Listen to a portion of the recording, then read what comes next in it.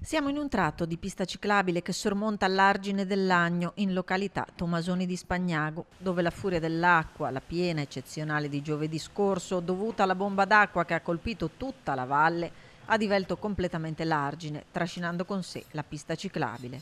Ora si lavora per il ripristino. Sono intervenuti immediatamente, stanno ripristinando in questo momento l'argine anche in previsione di eventuali nuove perturbazioni.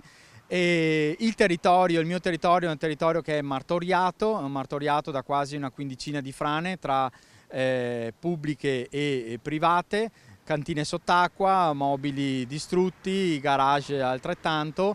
Stiamo facendo la stima dei danni che sommariamente possiamo quantificare in questo momento in circa 3 milioni di euro. E proprio mentre si stila una prima conta dei danni del maltempo della scorsa settimana, si affaccia una nuova perturbazione che porta con sé una nuova allerta fino alle 14 di venerdì 25 aprile, in cui si segnala la fase di attenzione per criticità idraulica lungo l'asta dell'Agno-Guà.